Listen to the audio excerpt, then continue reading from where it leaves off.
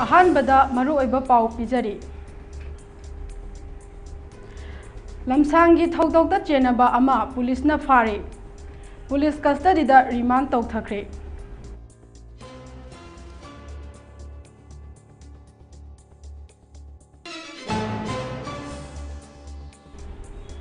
Water conservation and water management हाइबा हिरम असिदा मियाम पुना वखल तामिनबगी थौरम हैरोक पार्ट 2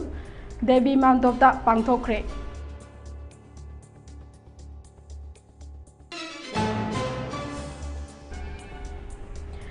थादौ की कन्वेंशन ना NRC मपुंग फाना चनहनबा अमसुंग वार ऑन ड्रग्स सौगनबा वारेप लौख्रे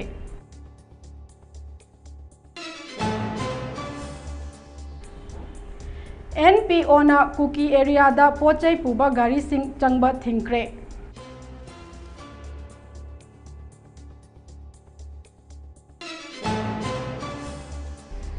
अमदी रिलीफ कैंप सिंह यावना अतै मफम कयादा निंगोल चाकौबा पांगथोखरे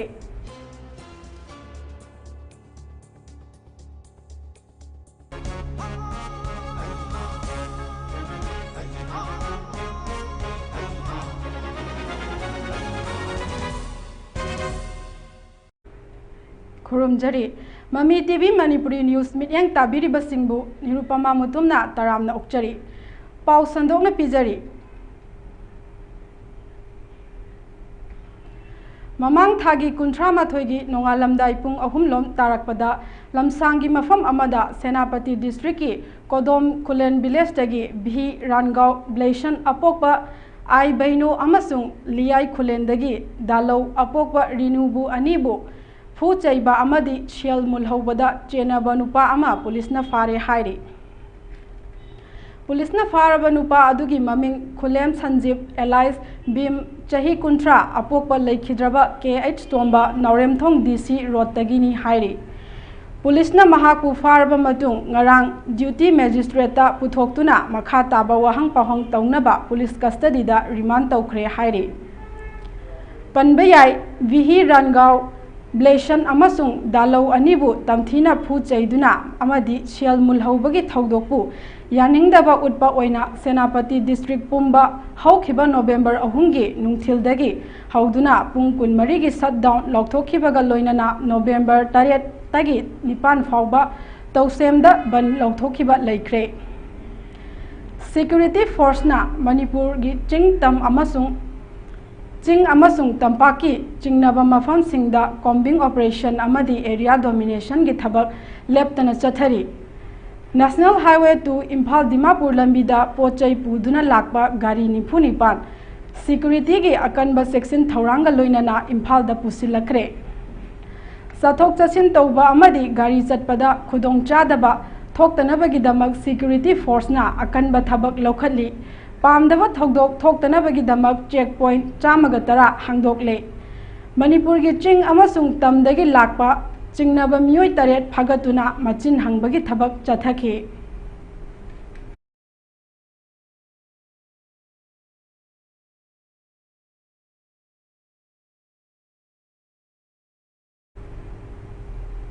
water conservation and water management हाइबा हिरम असिदा मियाम पुन्ना वखल तामिनबगी थौरम अमा department of water resources river development and Ganga rejuvenation ministry of Jal Shakti government of India की मित्यंग मखादा eastern regional institute of water and land management NIRUPAMA Tezpur अमदी agriculture department government of Manipur eco network हैरोक अमदी united progressive farmer association UPFA हैरोक पुन्ना खुसमनदुना ngasi हैरोक पार्ट 2 देवी मानतोपता पांगथोखरे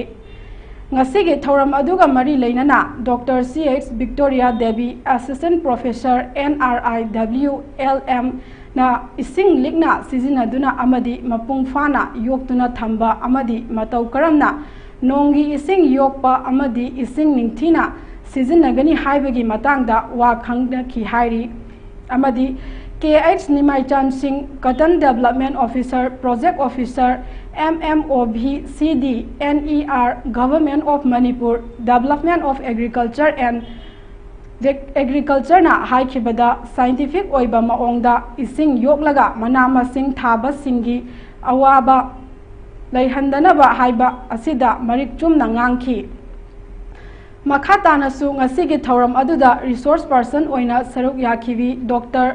सना Yanbi Hodam assistant professor Assam university Silchar अमदी doctor Selina RK block coordinator NRM DRDA government of मणिपुरना पांगथोकलिबा ट्रेनिंग असिदा वखल लौसिंग ओइबा वफम कया थमकी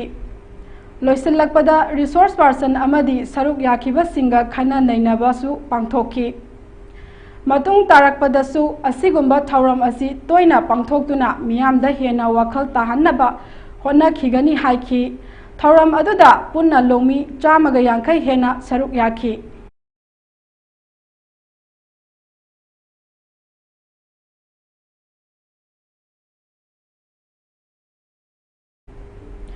गुवाहाटी था असिगी तांग अमदगी तांग अनि फाउबा नुमित निनी चुपना चथखिबा थादौ जातिगी मिफमना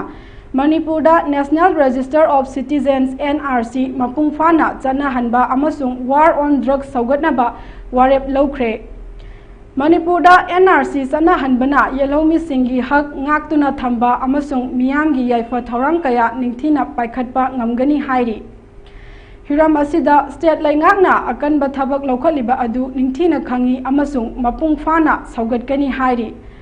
थादौ कन्वेंशन गुवाहाटी ऑर्गेनाइजिंग कमिटीना थोकपा चेरोल अमगी मतुंग इना स्टेट लैंगाकना मणिपुरगी नहासिंग कन्ननबा लौखलिबा वार ऑन ड्रग्स की खोंगथांग कमिटी असिना मपुंग फाना सौगतली मसी हेना चेक्सिनबा माओंगदा मखाताना थबक पाइखटपिनबा कमिटी असिना लैंगाकता तक्सिली मसिना मणिपुरगी सेलथुंगी फिवम फगलहनबता नतना लैंगाकना स्टेट असिगी तौगे खनबा पांदम सिंह फंगहनबदा चाउंगना मतेंग ओइगनी हाइरी लैंगाकना पाइखलिबा खोंगथांग असिदा तोंगान तोंगानबा स्टेट होल्डर सिंह अमदी मियामना मतेंग पांगबियु हाइरकली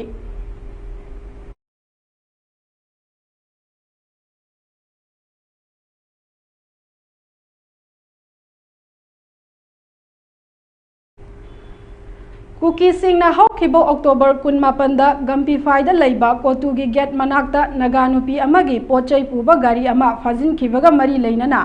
नगा पीपल्स ऑर्गेनाइजेशन NPO गी ग्रीवांसेस सेलना कुकी गी एरियादा पोचै पुबा गाड़ी सिंग चंगबा थिंख्रे ग्रीवांसेस सेल NPO ना थादोरकपा चेरोल अमगी मतुंग इना हौखिबा अक्टोबर 18 नगा नुपी अमगी पोचै पुबा गाड़ी अमा गंपीफाइदा लैबा कोतुगी गेट मनाक्ता कुकी सिंगना फाजिनखिबनी थौदोक असी हंदकता कुकी अमसुंग नगा बोडी सिंगी मरक्ता नगागी पोचै पुबा गाड़ी सिंग फाजिनदबा अमदी टैक्स सिंग लौदबा हाइना यानख्रबा मतुंग कुकी सिंगना यानखिबा सिंग असी थवैदना नगागी पोचै पुबा गाड़ी असी फाजिनखिबनी कुकी एरिया दा पोचै पुबा गाड़ी सिंग संगबा थिंगबगी खोंगथांग असी कुकी सिंगना लाले हाइजद्रिबा फावबा सथगनी हाइना चेरोल असिना फोंदोरकली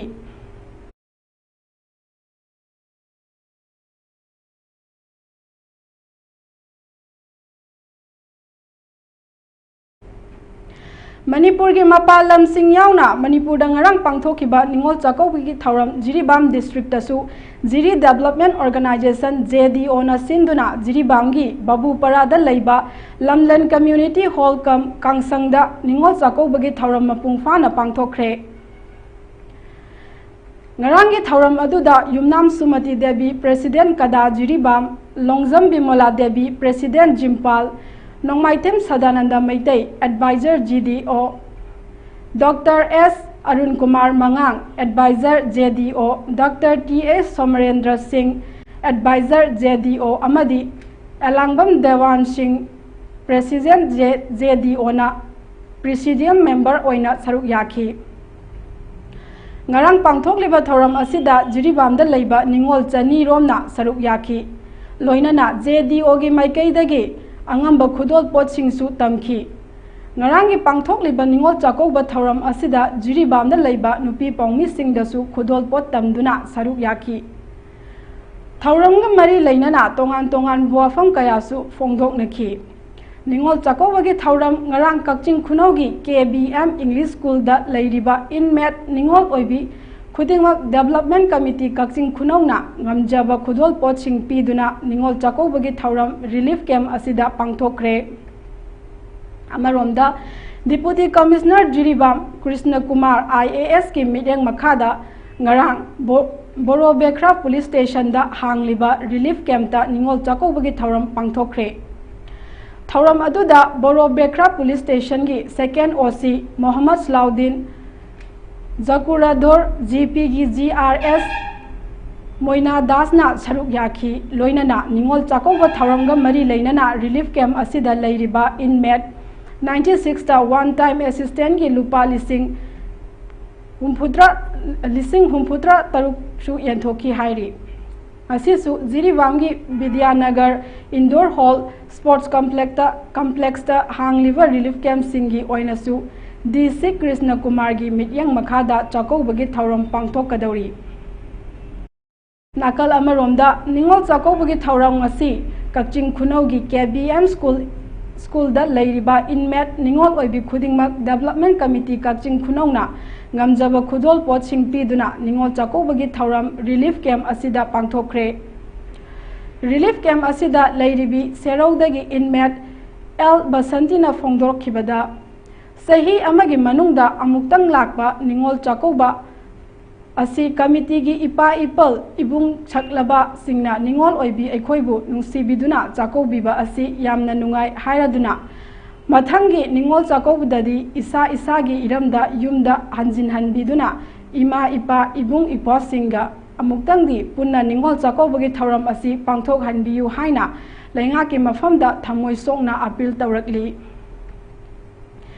KBM English School gi Relief Committee gi convener Mayang Lambam Ratana Phongdokhibada Ningol Chakouba asina lakpada relief camp asida leiriba Ningol oibi sing khudingmak mama mapa mabung mopa singna makhoi gidamak aikhoi leiri haiduna chaklen amaga loinana ngamjaba khudol pot khara pibani hairaduna relief camp asida leiriba khudingmak ana ayek yaudana punsi nungsangna leiba oisanu haiki. Relief Committee gi mioi amanasu irang asi athuba matamda faraktuna masa masagi maramdamda hanjinduna lakkadaba mathangi Ningol Chakoubadadi mama mapa mabung mopa singa puna Ningol Chakouba gi thauram asi pangthokpa oirasanu haiki. Thauram aduda relief camp asida leiribi Ningol kayana ngamjaba potlam kayasu Relief Committee gi maru oiba mioi singda pibagi loinana Yaifa Thaujal piduna ana ayek yaudana punsi nongsangba oirasanu haiduna Ningol oibi singna kokta nanthabiki. Thauram aduda Development Committee Kakching Khunau gi President KH Babu maru oiba mioi sing KBM English School Relief Committee gi convener M Ratan amadi committee gi mioi kayasu saruk yaki.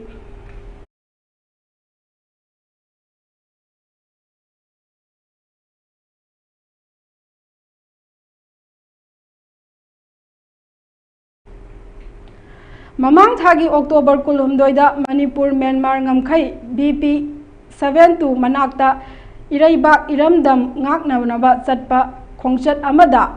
aina thingkraba laikhidraba RPF PLA gi Major Oinam Babu Maitai Elias Gulugi lana thauram asi mahaki pongnafam lamdam Jiribamgi kadam talada miyamna saruk yaduna mapung phana pangthokre. Ngasi pangthokhiba lana thauram aduda maitai gi chatnabi matung ina laison ison saksonduna Major Oinam Babu Maitai Elias Gulugi lana thauram mapung phana pangthokhi. Miyamna laikhidraba athauba Major Oinam Babu Maitai Elias Gulugi photo da miyamna laisu katuna ikai khumnaba utkhi. Ngasi gi thauram aduda Jiribamda leiriba CSO sing Maira Paibi amadi laikai gi khunja singna saruk yaki. Lana thauram asi hairok khundasu Major Gulugi aroiba lairon chankhiba mafam adudasu mioi cha kayana saruk yaduna pangthokhi.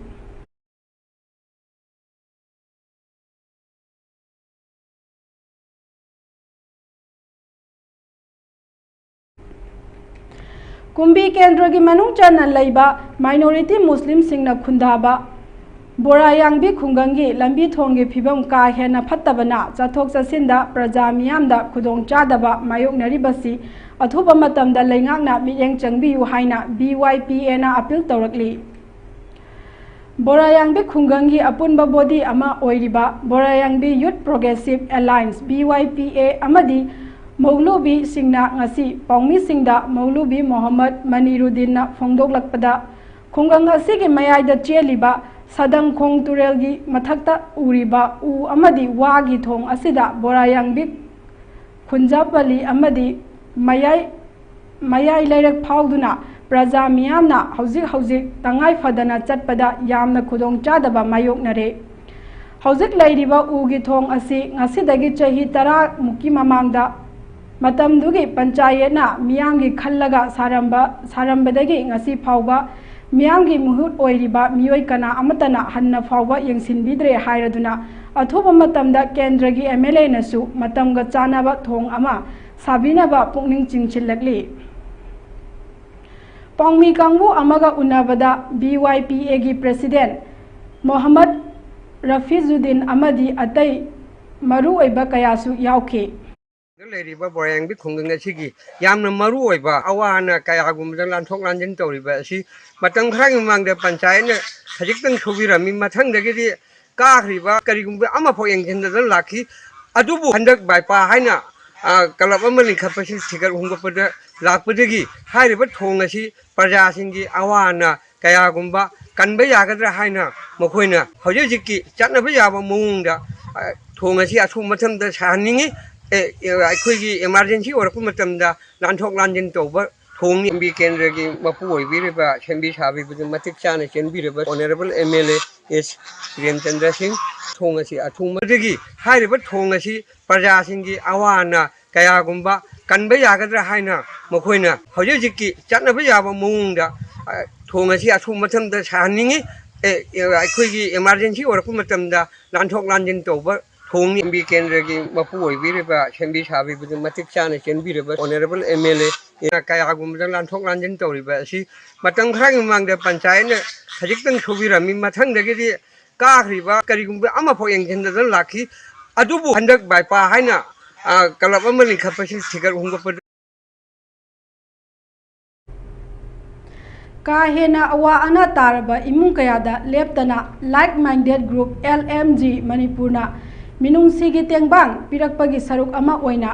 खांगाबो केंद्रगी मनुंग चनबा वांगबल पार्टूदा मचेगी मयुमदा सैदांगदुना लैबा मसागी युमफम फावबा लैजदबा उयाल high school दा class 7 तमलिबी Ningthoujam Anjali अपोकपा Ningthoujam शरद हौखिबा October 19 दा मसा मथंता थौरी यामदुना ताइबंगपाल थादोक्रे हाइबा पाउ ताबदगी लायोई ख्रबी अंजलि की लाना थौरम की मतेंग ओइनबा रुपा 8,000 मतेंग पांखरे तेंगबांग खोंचत अदुदा लायोई ख्रबी अंजलि की मबुंगना लैतबना मरम ओइरगा चरा तोइना हेनबदगी अमदी अपोकपा मपासु था 3 की ममांगदगी युमदगी थोखिबदगी ngasi फावबा थीबा खंगदना लैरखिबा अदुगी अवाबा नुंगाइतबा मचन्ना हिंगलिंगै मनुंगदा फोंदोकलमी लाइरबा अखोइगिदी सरकार की चेंग मतम चाना येलक्तबा असि यामना अवाबा मायोकनै मरम असिना मतम चाना लाइरबसिंगी चेंग येनबियु लाइरबगी थवाई कनबियु हाइना थमोइ सोकना फोंदोकलखि खोंचत अदुगा मरी लैनना सेक्रेटरी अजित सोरखाइबमना फोंदोखिबदा अखोइगी मरक्ता मसागी मयुम फावबा लैतबा चाबा फावबा फंगदुना चरा हेनबा कया अमा लैरी मखोइबु मयाम चंगदुना मतेंग पांगमिनदुना हिंगमिनसी अखोइ मियोइबा असि नोंगमदि लोइना सिगदबा ngaktani amaga tengbang minasi haina फोंदोखि इमुंग असिगी अवाबदा मखाताना LMG मणिपुरना मतेंग पांखिगनी हाइनसु फोंदोखि टीम लेजेबसी खामो केंद्र की मनुंग चन लेबा वांगवन पार्ट टूदनी यामना लाइबक थिबा थौदोक अमा हाइबा तारे हारिबा अखोइगी चनुपी असिगी माकी मयुम युमभम मसी मबो लेते मसीगी द सैदांग लेबनी मागी मचानुपी म मचानुपा मसिगा इमुंग मनुंगी लेता लाइरबा तसेनमगी अखोइगी सरकार की चेंग चांग नाइना जो पिरक्तबा पसीना मरम ओरगा इमुंग से चरा हेनबगी अदुगुंबा चरा क्या हेनबगी अदुंबा थौदोक थोखिबा मसुंग मन नुंगाइतबा कया जिंग असि ज मचा नुपी जी क्लास 8 पुयान हाजुन तमबनी मागसे एखोई कनो ngasi अखोई अस्ति लोगरे ngasi मंगा तमनि मांगदा हारिबा युम मसिदा थोरि याना सिगियाबा पाउसे एखोई पुयान हाजुन यु ओजा अमा खंगना इंगोन फोर दरपनी मरम अदुना असिगुंबा अवाबा तारबा इमुंग मसिदा लाइक माइंडेड ग्रुप ना खुदक की होइबा अखोई कर्म सिगी इमुंग मसिदा लुपा अमा फावबा लेहौदे हाइबा पाउजे ताबदगी कोई लाइमदी ग्रुप की एग्जीक्यूटिव में खन जरगा कोई लुपा लिसिंग तरे खतंग सोरा की अदु इमुंग मसि अवाबदा कोई मखा तानसु कोई मतेंग पांगजगी गनी थौजाल थोंजुना ड्यूटी तारिबी चिंगमी तमीगी निंगोल सिंगदा निंगोल चाकौबगी खुदोल तमख्रे ngarang hiangegi nini panba ningol singna khuthek-tuna ngaijaba ningol chakouba numit asida jati suna khundariba iramdam manipur ningol singi maru oina midyamgi mateng pangduna duty taduna leiribi jati khudingmaki ningol singda chingmi tami aikhoi amatani macha amattagi machani haiba wakhalonda Thawjal Thongjuna ngamjaba khudol tamkhre haina Thawjal Thongjugi finance secretary Surendra Ningomba na phongdokre Ningol Chakoubugi khudol tamjaruriba mafam sing adudi Little Clinic Hospital gi nursing Iril Bung SP gi duty taribi nupi police sing amasung kakwa Lilando Lampaktagi chahi chamaga manga surabi laisangthem angaubi kawi Kaubi asina singbasing asida angamba khudol tamjarubani ahal oirabi ima asina yaifa mangol pibirakpaga loinana thagatpa phongdorakhi ado Chakouba numisida akogi ibokta koina ningon singi singda challe dana ibokja aduna koi Thawjan Thongju ina akogi malaye aduna koi sigi keno piba laksabani bo ibokju muk pangan kan ba oibi ko adu nasa ibugi si chama hen baje sumai ko chama hen punsi ba ojarage o halaman gilai guru gi seba maton rom to ngam ba oi ngasi malomda laiba nongmaithem romila amadi khangembam asni kumar anigi haijingpo numita nongmaithem romila gi yumda mahausagi khal kaitharakliba asida environmental activist manikanta mutum amadi kainya anina uzara thakre environmental activist manikanta mutumna phongdokhibada malemgi oina khonglakliba aying asa asidagi khara khajik kanbagi pandamda ngasigi uzara thaba amadi u pambi sing yanthokpagi thauram asi pangthokpani nauna yumba lambida khongdara kadoriba singna asumna u thaduna amadi yanthokhtuna sanabi ama oina hogdoklagadi environment kanbagi chauna mateng pangani haiki सिजे हाइजिंग board में हाइजिंग board में सिदा चिचेगा खुसमनरगा हाइतारे चिचेगा खुसमनरगा सिम मालेंगी ओइना होंगलि बाइ ngasai khala sida khara khajik kannabai pandamda ngasi se upambi su tharani aduduga lakpini ba ogi kanoki sigi isung imanabi singa khogi lakada haijing board lakada ba sinau jing sida upambi sing yen thokpai program haitare sapling distribution program asu hapse ada chicheju khogi ngasi environment khogi Kandaba ya DNA smai tawat to je mayam su odmai Narendra Modi na ngasi Jharkhand chatuna mikhalgi rally anida wangangani Prime Minister na BJP na saugatpa NDA gi mirep singgidamak bot khomgani Jharkhand gi BJP President amadi hanagi Chief Minister Babulal Marandi na hai Prime Minister na ngasi ayupung 12 ga minute kunthra taba adwaida Garwada pangthokadaba mikhalgi rally da wangangkhre aduga saiba sadana pung ahunga minute kunthra da wangangani state aduda mikhalgi matam hek laukthokibadagi Prime Minister laktuna wangangba asi ngasigi asina ahanba oigani hairi state aduda Vidhan Sabha gi mikhal tha asigi 12 amadi kunda tangkak ani thongna pangthokani hairi Amaromda Maharashtra Assembly Mikhalgi Mirepche Laukthokpa ngasina loire hairi punna set chaniga marifunipan leibai Assembly Mikhal asigidamak mirep lising tareka chamapan marifu taramari na mirepche pisinki Mikhal asi tha asigi kunda tangkak amakhaktada pangthokani. Mikhal asida Mahayuti amasung Mahavikas Agadi chungsinaba kangbu singa akanba lamba tauragani. Sasan pariba Mahayutiga chungsinariba maru oiba dol singdi BJP, Shiva Sena amadi NCP ni aduga opposition oiriba Mahavikas Agadigi chungsinariba dol singna Congress, UBD amadi atai dol singni. BJP ki luchingba amasung Kendra ki Home Minister Amit Shah na hai Jharkhanda BJP na Mikhalda mai paktuna sakti pairabadi Jharkhandagi chenja thumjagi thabak pumnamak muthatkani. State adugi Simariada pangthokpa Mikhalgi rally amada ngangladuna Home Minister na state aduda BJP na Mikhal thengnariba asi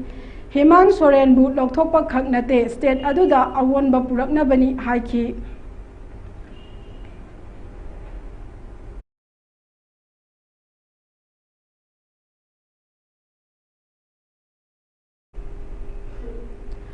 United States of America gi Mikhal naksil lakpaga loinana Mikhal gi campaign angakwa phangna kansil lakli malem gi sakti leiraba laibak asigi mathangi president khannabagi mirep hayeng pangthokani Mikhal asiga mari leinana lamba taunariba mirep ani Republican gi Donald Trump amadi Democratic mirep Kamala Harris anina Mikhal asigi laibak lepada achoba thawdangal laugadoriba Pennsylvania yauna maru oiba state kayada rally sing park sanna chatkani hairi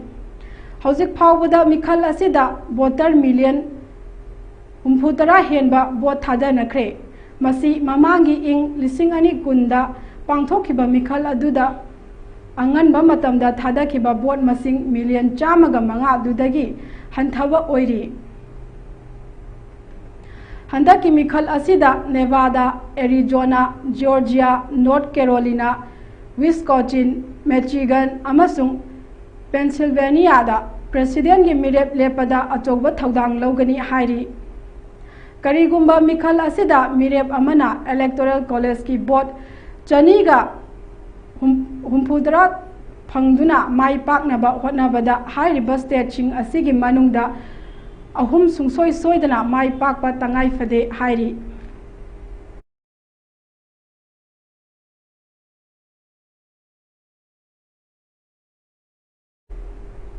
aroibada maru oiba pau amuk hana pijari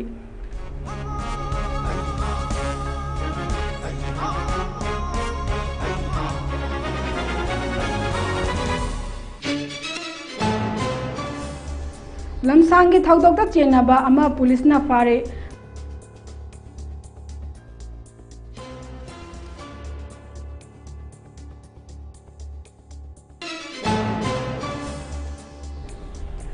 water conservation and water management haiba hiram asida miyam punna wakhal taminabagi thauram hairok part 2 da debi mantopta pangthokre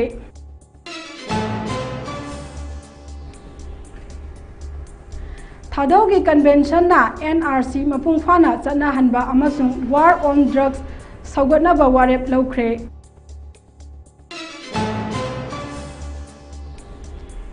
NPO na kuki area da pochai puba gari sing changba thingkhre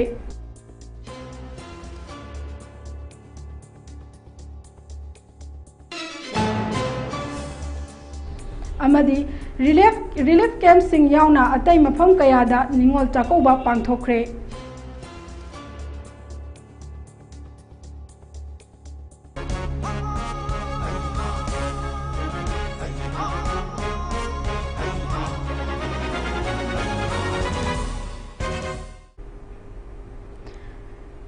Haujiki oinadi Mami TV na sandok chaba Maripuri pau loisinjare makha taba pau gi damak midyang taduna leibiramo